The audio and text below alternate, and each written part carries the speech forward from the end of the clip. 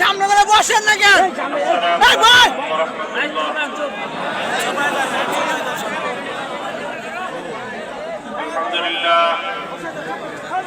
الحمد لله نحمده ونستعينه ونستغفره ونؤمن به ونتوكل عليه ونشهد أن لا إله إلا الله وحده لا شريك له ونشهد أن سيدنا ومولانا محمدا عبده ورسوله صلى الله تعالى عليه وعلى آله وأصحابه وبارك وسلم تسليما كثيرا. أعوذ بالله من الشيطان الرجيم. بسم الله الرحمن الرحيم.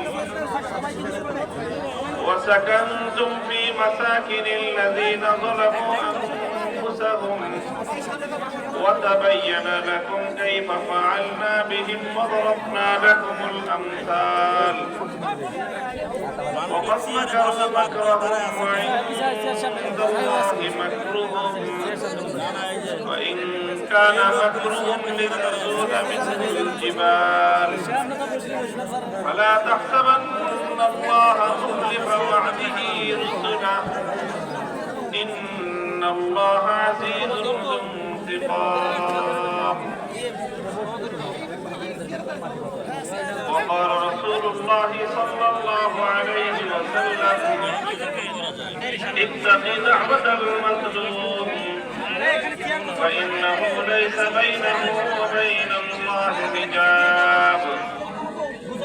بارك الله لنا ولكم في القرآن العظيم ونفعنا وإياكم بالآيات والذكر الحكيم. أستغفر الله لي ولكم ولسائر المسلمين فاستغفروه إنه هو الغفور الرحيم. محترم حضرات علماء کرام, সম্মানিত মুরব্বী সাহেবান, সমবেত ইসলাম প্রিয়, আল্লাহ প্রেমিক, নবী প্রেমিক, দেশ দরদী মুসলমান ভাই ও বন্ধুগণ, বাংলাদেশের 3টি জেলা, একটি মোহনা এই অঞ্চল,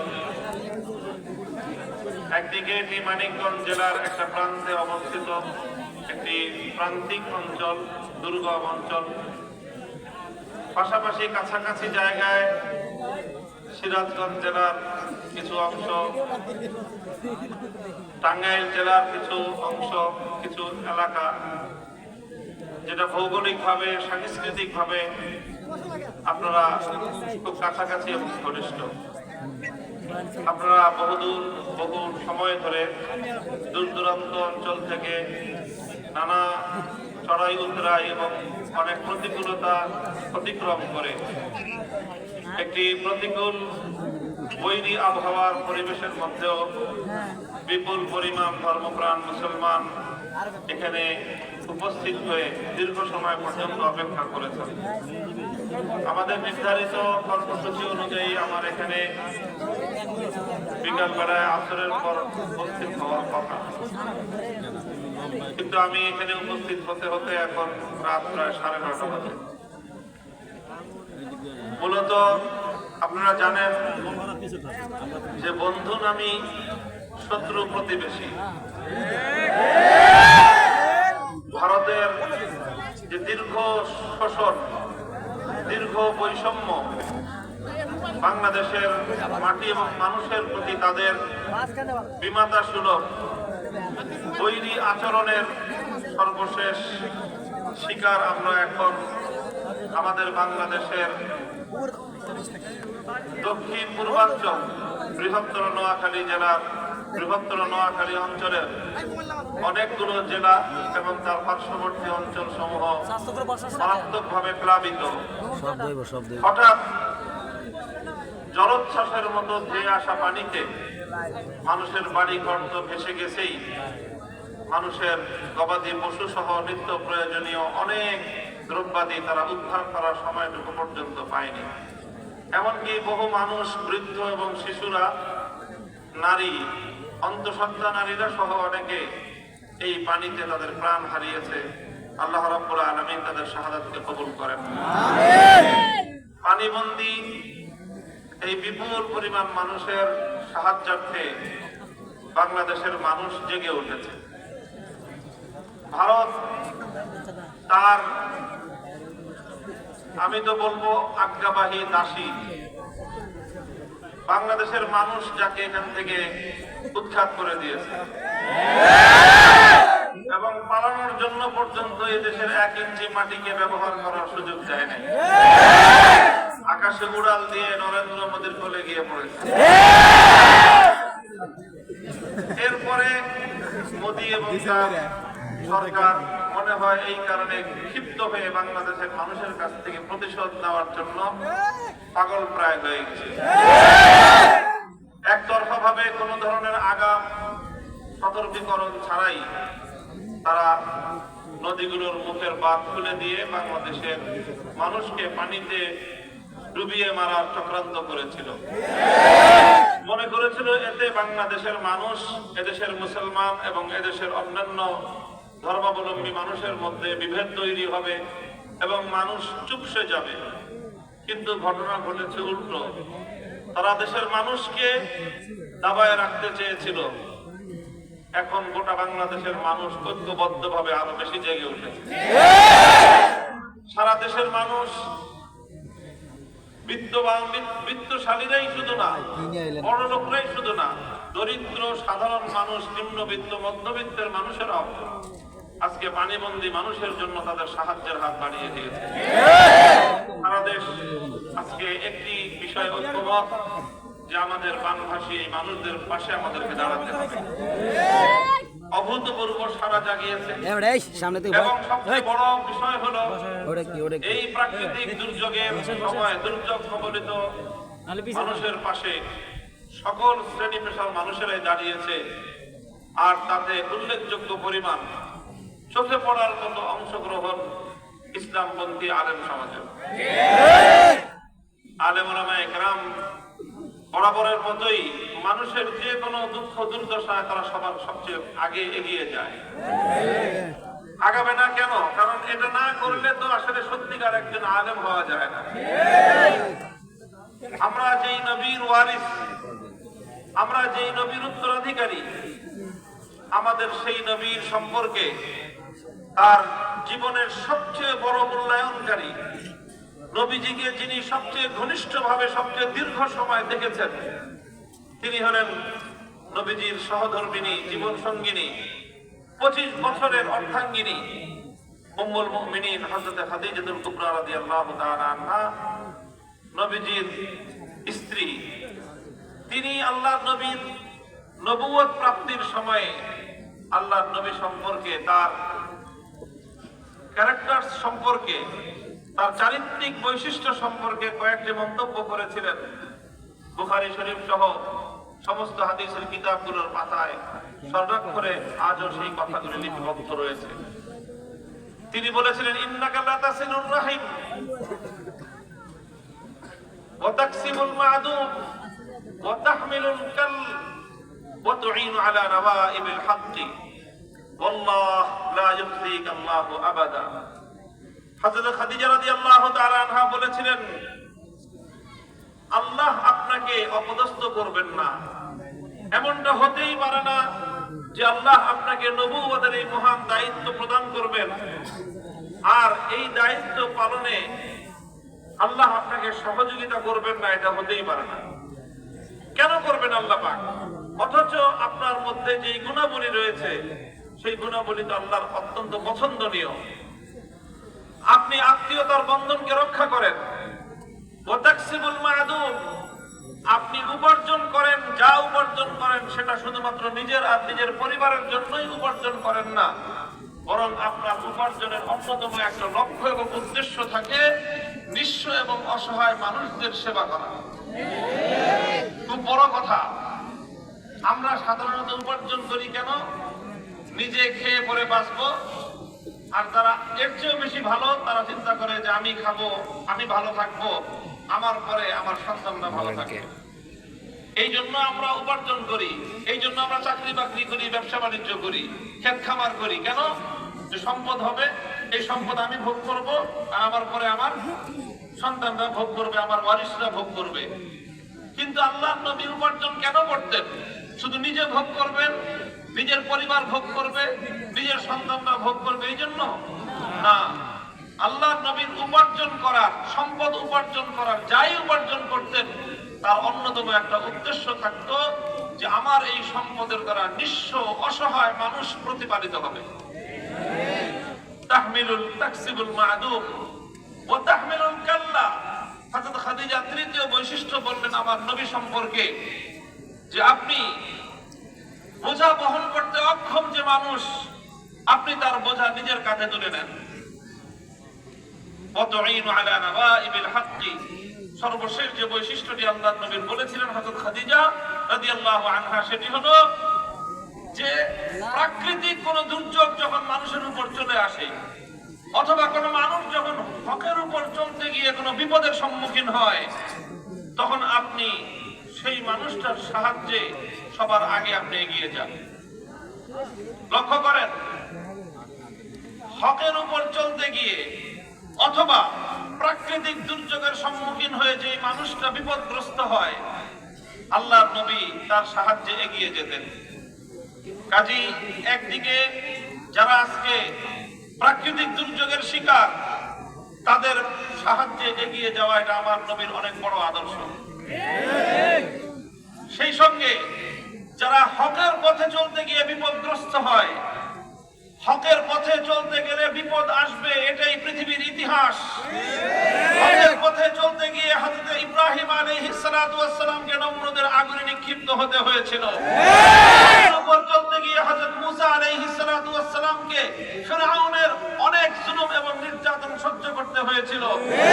হকের উপর চলতে গিয়ে হযরত মুসা আলাইহিস সালামকে কারুন কর্তৃক অপবাদের শিকার হতে হয়েছিল। হকের উপর চলতে গিয়ে হযরত ইউসুফ আলাইহিস সালামকে কারাগারে অন্ধকার প্রকোষ্ঠে নিক্ষিপ্ত হতে হয়েছিল। হকের উপর চলতে গিয়ে হযরত জাকারিয়া আলাইহিস সালাতু ওয়াস সালামকে দ্বিখণ্ডিত হতে হয়েছিল।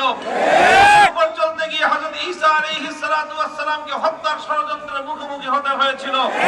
হকের উপর চলতে গিয়ে হযরত মুহাম্মদুর রাসূলুল্লাহ সাল্লাল্লাহু আলাইহি ওয়াসাল্লামকে শিয়াবে আবি তালেবের মধ্যে 3 বছরের মতো অন্ধকার প্রকোষ্ঠের মধ্যে, অন্ধকার এলাকার মধ্যে কারারুদ্ধ থাকতে হয়েছিল। চলতে গিয়ে আমার নবী মুহাম্মদ সাল্লাল্লাহু আলাইহি ওয়াসাল্লামকে নিজের দেশ বাড়ি ছাড়তে হয়েছিল। চলতে গিয়ে আল্লাহর নবীকে বহুবার হত্যার ষড়যন্ত্রের শিকার হতে হয়েছিল।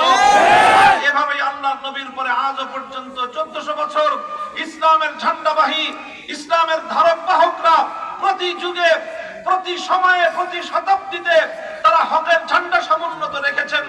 আর এই ঝান্ডা সমুন্নত রাখতে গিয়ে কখনো হযরতে ইমামে আযম আবু হানিফা রাহমাতুল্লাহি আলাইহিকে কারাগারে রুদ্ধ হতে হয়েছে, বিষ প্রয়োগ করে তাকে হত্যা করা হয়েছে।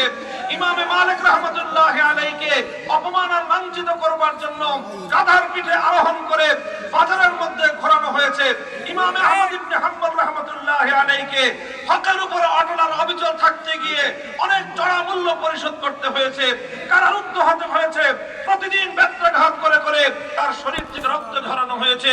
হকের উপর চলতে গিয়ে ইমামে বুখারী রাহমাতুল্লাহি আলাইহিকে দেশ ছাড়তে হয়েছে। হকের উপর চলতে গিয়ে ইমাম ইবনে তাইমিয়া রাহমাতুল্লাহি আলাইহিকে জীবনে 6 বার কারাগারে বন্দী হতে হয়েছে। হকের উপর চলতে গিয়ে শাইখুল হিন্দ মাহমুদ হাসান দেওবন্দি রাহমাতুল্লাহি আলাইহিকে 4 বছর পর্যন্ত মালটার আন্দামান দ্বীপে বন্দিত্ব বরণ করতে হয়েছে। হকের উপর চলতে গিয়ে শাইখুল ইসলাম হুসাইন আহমদ মাদানী রাহমাতুল্লাহি আলাইহিকে বারবার কারারুদ্ধ হতে হয়েছে। হকের উপর চলতে গিয়ে শাইখুল হাদিস আল্লামা আজিজুল হক রাহমাতুল্লাহি আলাইহিকে বারবার কারাগারে বন্দী হতে হয়েছে। গিয়ে মুফতি মুফতি আমিনী রহমাতুল্লাহ আলাইহিকে কারাগারে বন্দিত্ব বরণ করতে হয়েছে। চলতে গিয়ে মুজাহিদ মিল্লাত আল্লামা জুনায়েদ বাবু নগরী রহমাতুল্লাহ আলাইহিকে কারাগারে অমানবিক নির্যাতনের সম্মুখীন হতে হকের উপর চলতে থাকবো ইনশাআল্লাহ। আল্লাহর সাহায্য আমাদের সাথে থাকবে। আমরা পথ চলতে থাকবো জালিমের রক্ত চক্ষু উপেক্ষা করে। প্রয়োজনে ইনশাআল্লাহ আমরা যদি আল্লাহর দ্বীনের জন্য প্রয়োজন হয় হাসি মুখে ফাঁসির কাস্টে ঝুলবো। হকের ঝান্ডা ভুলুণ্ঠিত হতে দেব না ইনশাআল্লাহ।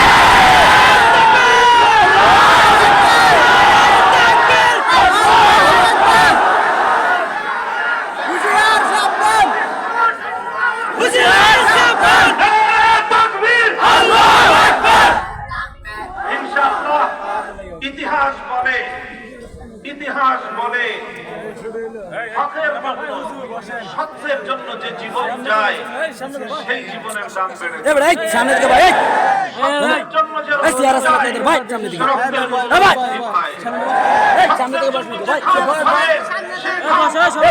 খামের চেয়ে বেশি সত্যের জন্য তোমার সন্তান যদি যায় জীবন্ত সন্তানের চেয়ে তোমার শহীদ সন্তান তোমার জন্য বেশি উপকারী।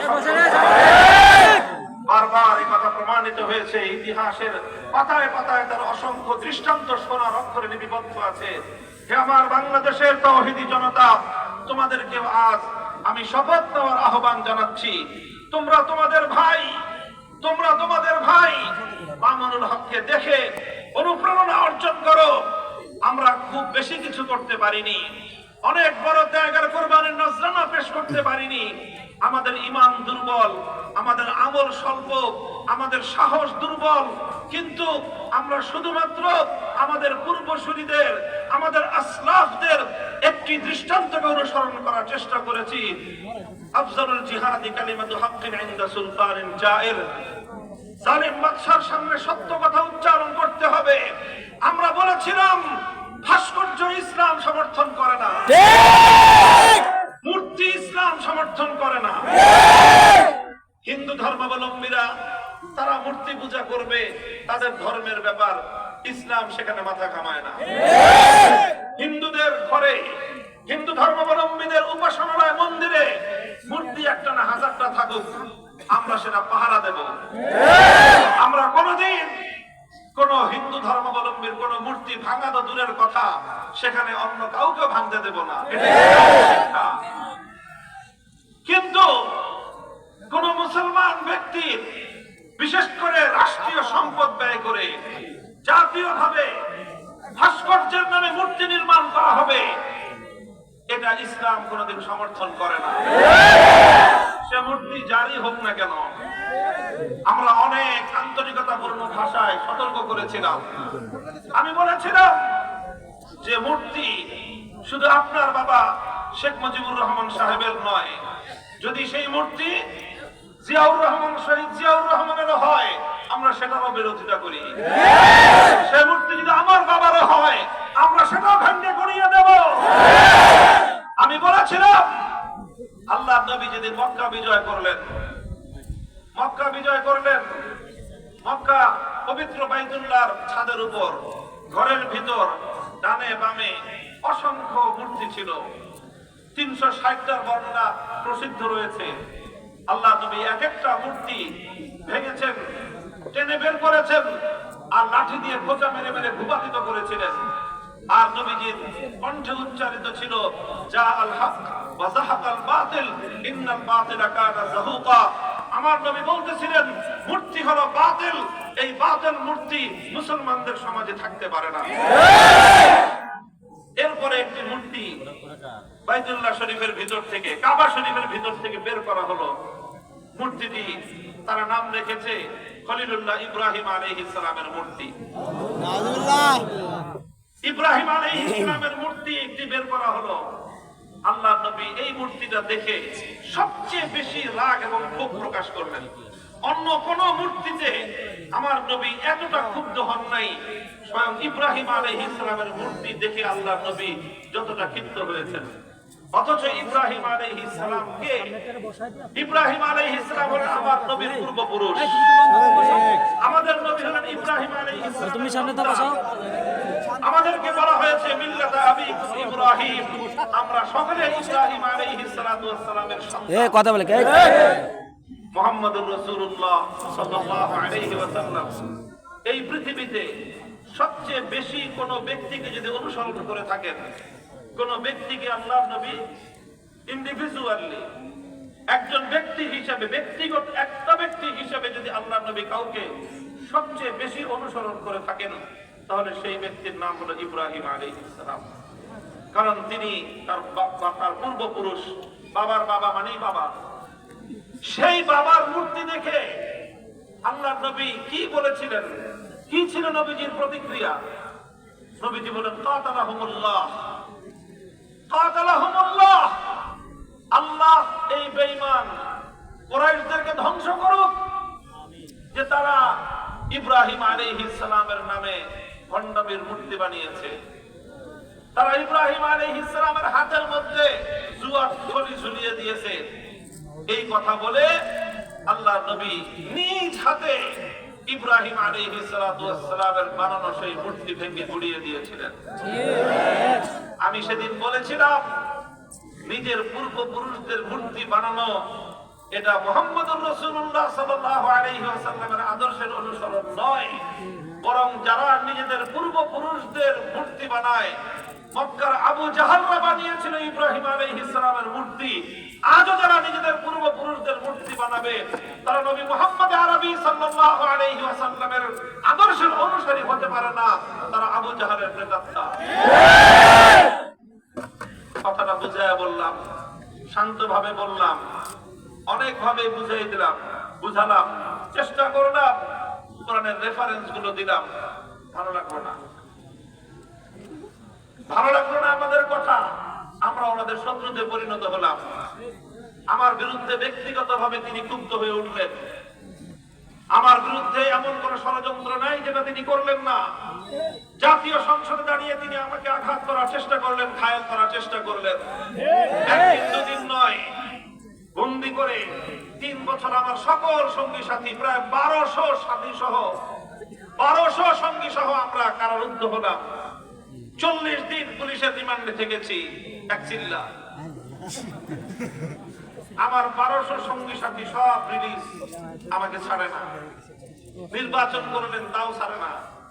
নির্বাচন করে যখন ক্ষমতা পাকাপোক্ত হলো, মনে করলো যে এখন আর কোনো ভয় নাই, তারপরে আমাকে ছাড়লেন। তো মনে করেছিলেন কোনো ভয় নাই। দেশের মানুষও মনে করছিল যেইভাবে সাজায় বসছে এটাকে আর নামানো সম্ভব না। মা জানান্তুম আন ইয়াখরুজু ওয়া যান্নু আন্নাহুম মানি'আতুহুম হুসুনুহুম মিনাল্লাহ ফাআতাহুমুল্লাহু মিন হাইসু লাম ইয়াহতাসিবু। আমরাও মনে করতাম যে যেইভাবে সাজাইছে, পুলিশ সাজাইছে, র্যাব সাজিয়েছে, প্রশাসন সাজানো, সব তার হাতের মুঠোয়।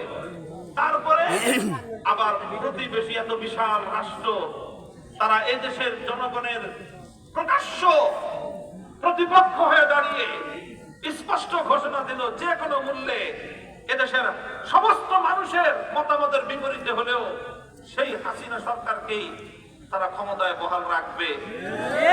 এই ঘোষণা দেওয়ার পর এবং এই ধরনের কার্যকলাপ পরিচালনা করার পর দেশের প্রায় সব মানুষই এই আশা ছেড়ে দিয়েছিল যে জীবদ্দশায় বুঝি আর কোনোদিন এই সরকারের পতন হবে না। আমরাও মনে করি নাই পতন হবে, তারাও মনে করে নাই। যেভাবে সাজিয়েছি এই দুর্ভেদ্য দুর্গের মধ্যে কোন ধরনের আক্রমণ, কোন ধরনের কোন আঘাত আসতে পারে, এটা তারা কল্পনাও করে নাই। আমার আল্লাহ বলেন ফাআতাহুমুল্লাহু মিন হাইসু লাম ইয়াহতাসিবু, ফাআতাহুমুল্লাহু মিন হাইসু লাম ইয়াহতাসিবু। আল্লাহ পাকের সুন্নাতুল্লাহ, আমার আল্লাহর নীতি হলো যে কোন কাফের শাসক যদি ইনসাফের সাথে দেশ চালায়, রাষ্ট্র চালায়, আল্লাহ তাকে ধরেন না। কিন্তু কোন মুসলমানও যদি জুলুমের সঙ্গে রাষ্ট্রের নাগরিকদের সঙ্গে, দেশের প্রজাদের সাথে, দেশের মানুষ এবং জনগণের সঙ্গে যদি অন্যায় করে, অবিচার করে, বৈষম্য করে, জুলুম করে, আল্লাহ সে মুসলমান হলেও সে জালেমকে আল্লাহ বেশি দিন ক্ষমতায় থাকতে দেন না। এটা আল্লাহর ওয়াদা এবং এটা আল্লাহর নীতি। কিন্তু আমরাও মনে করছিলাম নামবে কোনখান দিয়ে, নামার তো কোনো জায়গাই নেই। আর উনিও মনে করছিলেন আসবে কোনখান দিয়ে, আসার তো কোনো রাস্তাই নেই। 100টার মধ্যে 100টা রাস্তাই তারা বন্ধ করে রেখেছিলেন তাদের কাছ পর্যন্ত যাওয়ার। কিন্তু আল্লাহ বলেন 100টা রাস্তা তুমি বন্ধ করেছো, আমি আল্লাহ 101 নম্বর রাস্তা দিয়ে তোমাকে ধরতে আসলাম। ঠেকাও দেখি। বেশ অনেকদিন আগে থেকেই কোথাও বের হন না, এমনকি প্রধানমন্ত্রীর কার্যালয়েও তিনি যাইতেন না। গণভবনটাকে এমন ভাবে চতুর্দিক থেকে বাহিনী দিয়ে ঘেরাও করছে যাতে কেউ তার ধারে কাছে যেতে না পারে। আর আমরা যেহেতু থাকি পাশাপাশি মোহাম্মদপুর, একটা আওয়াজ উঠে গেছে যে মোহাম্মদপুর থেকে মামুনুল হকের নেতৃত্বে গণভবনে যে কোনো সময় আক্রমণ হতে পারে। আমিও কিন্তু এটা ভাবি নাই, কিন্তু তাদের মনের মধ্যে, চোরের মনে, আমি জানি না কেন আমাকে তারা এইভাবে ভয় পেল যে আমি নাকি গণভবনে যেতে পারি। তো পরে যখন আল্লাহ পাক রব্বুল আলামিন আসলেন, আল্লাহর আযাব যখন আসলো, 100 রাস্তা বন্ধ করছে, আমার আল্লাহ 101 নম্বর রাস্তা দিয়ে পাকড়াও করতে চলে আসছে। এটা মনে রাখবেন। আল্লাহ বলতেছেন ফাআতাহুল্লাহু মিন হাইযু লাম ইয়াহতাসিবু। তুমি যদি কেউ চিন্তা করে থাকো যে আল্লাহর পাকড়াওকে তুমি এড়িয়ে যাবা, আল্লাহর আযাব আসার রাস্তা তুমি বন্ধ করে রাখবা, ওটার স্বর্গে বসবাস করো।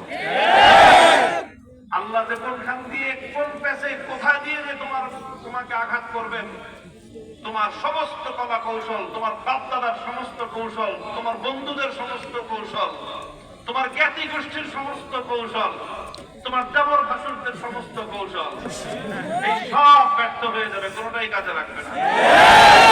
উপায় কি? উপায় হলো যেই কারণে আল্লাহর আযাব আসে সেই কারণ দূর করো, আল্লাহর আযাবকে প্রতিহত করার কোনো চেষ্টা করো না। মুহতারাম হাজিরিন, এটা শিক্ষণীয় দৃষ্টান্ত, শিক্ষণীয় দৃষ্টান্ত। সমস্ত আয়োজন সম্পন্ন ছিল। এরপরে আমরা কি দেখলাম? এরপরে দেখলাম যে চতুর্দিক থেকে আল্লাহ পাক রব্বুল আলামিন এমন ভাবে পঙ্গপালের মতো আবাবিল পাঠায় দিলেন। ছোট ছোট মানুষ, ছাত্র, এরা ছাত্র, এরা ছোট। কেউ স্কুলে পড়ে, কেউ মাদ্রাসায় পড়ে, কেউ ইবতেদায়ী মাদ্রাসায়, কেউ প্রাইমারি স্কুলে, কেউ হাই স্কুলে পড়ে, কেউ মাদ্রাসায় পড়ে, কেউ কলেজে পড়ে, কেউ আলিয়া মাদ্রাসায় পড়ে, কেউ ভার্সিটিতে পড়ে, কেউ কওমি মাদ্রাসায় পড়ে। এইভাবে ছাত্র জনতা যখন নামলো, ছাত্র জনতাকে রোধ করার জন্য, তাদেরকে প্রতিহত করার জন্য তারা কি করলেন? তারা হেলমেট বাহিনীকে হাতে পিস্তল দিয়ে নামায় দিলেন। এইভাবে নির্মম ভাবে গুলি করে করে এক একটা সন্তানকে হত্যা করলো। মানুষ প্রত্যক্ষ করলো। যেই টাকা দিয়ে জনগণ রাষ্ট্রের নিরাপত্তা রক্ষা করার জন্য ট্যাক্স দিচ্ছে, কর দিচ্ছে, সেটা দিয়ে হেলিকপ্টার কিনছে। যে হেলিকপ্টার দিয়ে কি করবে? কোথাও আগুন লাগলে সেখানে পানি দিয়ে আগুন নেভাবে। হেলিকপ্টার দিয়ে কি করবে? কোথাও মানুষ আটকা পড়লে, দুর্যোগগ্রস্ত সেই মানুষকে সেখান থেকে উদ্ধার করবে। হেলিকপ্টার দিয়ে কি করবে? দেশের মানুষের উপর বাহিরের থেকে কোনো আক্রমণ আসলে সেই আক্রমণ প্রতিহত করা হবে। আর সেই হেলিকপ্টার দিয়ে ঢাকার রাস্তায় রাস্তায়, পাড়ায় পাড়ায়, মহল্লায় মহল্লায় টহল দিয়ে হেলিকপ্টার থেকে গুলি করে ঘরের মধ্যে বাবার করে আশ্রয় গ্রহণকারী 3 বছরের শিশুকে হত্যা করা হলো। ঘরের বারান্দায় দাঁড়িয়ে থাকা আমার বোন হত্যাকাণ্ডের শিকার হলো। ঘরের ছাদে, বাড়ির ছাদে পায়চারিরত ছেলে মেয়ে, নারী পুরুষ নির্বিশেষে তারা হত্যা হলো, নিহত হলো। শত শত মানুষ মেরে ফেলা হলো। একটা কথা আমরা ঢাকায় শুনতাম যে শেখ হাসিনার যদি প্রয়োজন হয় 1 লাখ মানুষ মারবেন তবুও সে গদি ছাড়বে না। আমরা বুঝতে এই কথাটা? এটাই ছিল মানুষের মনোভাব এবং এটাই ছিল তার মনোভাব। আমি কথাগুলি আলোচনা কেন করতেছি? আমি যে কোরআনের আয়াত পড়েছি, এইরকম দৃষ্টান্ত শতাব্দীতে একবার ঘটে, 100 বছরে একবার ঘটে। কয়বার? 100 বছরে একবার ঘটে। এই 2024 সালের 100 বছর আগে, এই গত 100 বছরের মধ্যে আরেকবারই ঘটেছিল 1975 সালে, এই আগস্ট মাসেই, 10 দিন পরে ঘটছিল। 5ই আগস্ট। 50 বছর পরে আবার ঘটনা ঘটলো, আবার হয়তো 50 বছর পরে ঘটবে। আমরা সতর্ক করতে চাই, শিক্ষা গ্রহণ করার আহ্বান জানাই, নিজেরাও শিক্ষা গ্রহণ করতে চাই। ঠিক, আমাদের সকলের জন্য শিক্ষা গ্রহণ করা উচিত। সেই শিক্ষাটা হলো, দেখেন, খবরদার কোন বিষয়ে সীমা লঙ্ঘন করবেন। জায়গায় জায়গায় আল্লাহ বলেছেন, আল্লাহ পাক সীমা লঙ্ঘনকারীকে পছন্দ করেন না, সীমা লঙ্ঘনকারীকে পছন্দ করেন না। আর আল্লাহর কোরআন এবং নবীর হাদিস আরেকটা কথা বলেছেন। আল্লাহর নবী বলেছেন, ইত্তাকি দাওয়াতাল মাজলুম ফাইন্নাহু লাইসা বাইনাহু ওয়া বাইনাল্লাহি হিজাব। ইত্তাকি দাওয়াতাল মাজলুম ফাইন্নাহু লাইসা বাইনাহু ওয়া বাইনাল্লাহি হিজাব। আমার উম্মত, মাজলুমের বদদোয়াকে ভয় পাও, ভয় করো, খবরদার মাজলুমের বদদোয়া যেন তোমার বিরুদ্ধে চলে না যায়, মাজলুমের ফরিয়াদ যেন তোমার বিরুদ্ধে আল্লাহর দরবারে উত্তোলিত না হয়। কারণ কোন ব্যক্তি যখন তোমার দ্বারা জুলুমের শিকার হয়ে, মাজলুম হয়ে আহ বলে আল্লাহকে ডাকবে, জমিন থেকে আরশ পর্যন্ত তার সেই আত্মচিৎকার পৌঁছতে 1 সেকেন্ড লাগবে না। কারণ মাজলুমের দোয়া আমার আল্লাহর আরশ মধ্যখানে যত পর্দা, আমার আল্লাহ সমস্ত পর্দা সরিয়ে দিয়েছেন। এরপরে কি হয়? মাজলুম যখন বলে, আল্লাহ সে আমার উপর জুলুম করেছে, আমি বিচার চাই, হে আল্লাহ সে আমাকে আঘাত করেছে, আমি তোমার কাছে ফরিয়াদ জানাই, সঙ্গে সঙ্গে আমার আল্লাহ জবাব দেন। হাদিসে কুদসির মধ্যে বর্ণিত হয়েছে, আল্লাহ তখন মাজলুমকে বলেন, লা আনসুরান্নাকা ওয়ালাউ বা'দা হিন, হে মাজলুম তুমি এই জালেমের কাছ থেকে প্রতিশোধ গ্রহণ করবার শক্তি তোমার নাই, কারণ জালেম অনেক শক্তিধর। এই জন্য তুমি আমার কাছে বিচার দিয়েছ, আমি আল্লাহ তোমার সঙ্গে ওয়াদা করতেছি, অবশ্যই অবশ্যই অবশ্যই। কয়বার? 3বার বলেছেন আল্লাহ, অবশ্যই। লা আনসুরান্নাকা, লামে তাকিদ, নুনে তাকিদ, সাকিলা তাকিদ, 3বার আল্লাহ বলেছেন অবশ্যই অবশ্যই অবশ্যই আমি তোমাকে সাহায্য করব। মাজলুম আমি তোমাকে সাহায্য করব, অবশ্যই অবশ্যই অবশ্যই আমি তোমাকে সাহায্য করব। তবে ওয়ালাউ বা'দা হিন, একটু দেরি হইতে পারে। কি হইতে পারে? একটু দেরি হইতে পারে। এই জন্য আল্লাহর কথা আছে, আল্লাহর ব্যাপারে নীতি আছে। আল্লাহ ছাড় দেন, অনেক মানুষ আল্লাহ ছাড় পাওয়া, ছাড়বে, তারা মনে করে যে এটা আমার কেরামতি। ফেরাউন সম্পর্কে তাফসীরের কিতাবগুলোর মধ্যে দেখে, ফেরাউনের নাকি 40 দিন পর্যন্ত টয়লেটে যাওয়া লাগতো না। বুঝেন নাই? পেশাব পায়খানা করা লাগতো না। কতদিন? আছে আমাদের দেশে এমন কোন বাবের বেটা?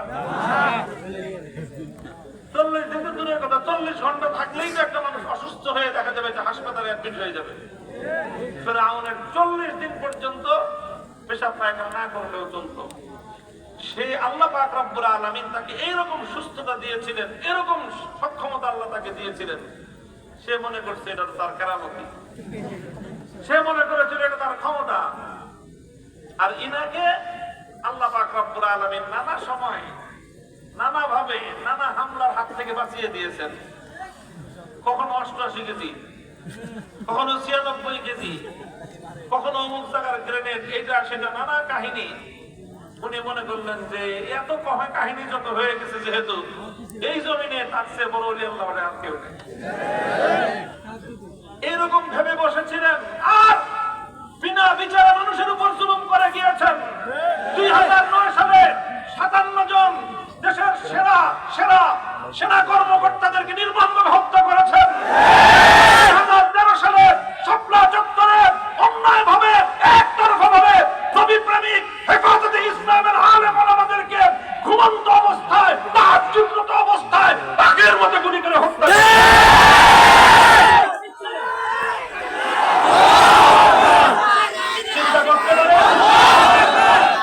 চিন্তা করতে পারেন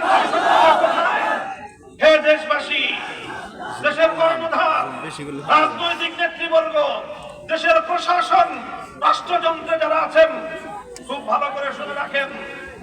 দেখেন 2013 সাল যাদের মনে আছে, একটু অতীতের সেই আজ থেকে 11-12 বছর আগের স্মৃতির পাতাটা একটু উল্টা। প্রথমে চলেন শাহবাগের মোড়ে যাই। একদিকে পিজি হাসপাতাল।